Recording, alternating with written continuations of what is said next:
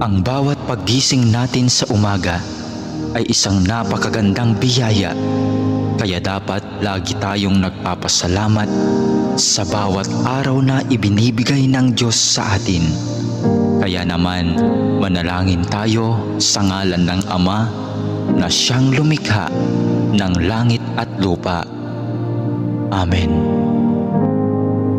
Ama naming makapangyarihan sa lahat, maraming salamat po sapagkat ginising mo ako ngayong umaga. Isang bagong araw na naman ang aking haharapin. At dahil dito, lubos-lubos ang aking pasasalamat. Sa unang mga sandali ng aking araw, nais kong mapuspos ng iyong biyaya at pagmamahal. Kaya narito ako upang makapiling ka sa panalangin. Bantayan mo ako at gawing ligtas sa buong maghapong ito. Ilayo mo ako at ang aking pamilya sa anumang masama. Maituon ko nawa ang aking pag-iisip, pananalita at asal tungo sa iyo. Nawa maging kalugod-lugod sa iyo ang lahat ng aking gagawin sa araw na ito. Panginoon ko at Diyos ko, naniniwala at nananalig ako na naririto ka at kapiling ko sa mga sandaling ito, na nakikita mo ako at iyong naririnig ang aking mga daing, mga kahilingan at mga panalangin. Kaya naman, Panginoon, ngayong umaga, sa iyong presensya at pagdamay mo ako kumakapit upang maharap ko ng may katatagan at katapangan ang araw na itong ibinigay mo sa akin. Mapagmahal na Panginoong Diyos, na nalaman kong mahal mo ako at binabantayan mo ako palagi. Sa oras man ng kasiyahan at lalong-lalo na sa panahon ng kagipitan at pagsubok.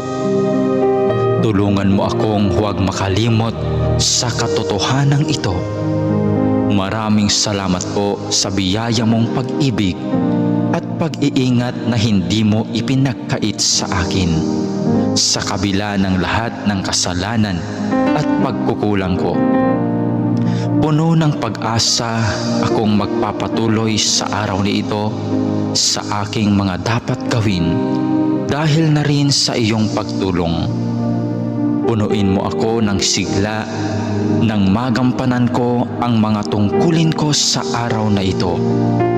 Panginoon, dalangin ko na basbasan mo ang aking mga sinasabi, mga iniisip at aking mga ginagawa at gagawin pa, nang ang lahat ng mga ito ay maging kalugod-lugod sa iyo.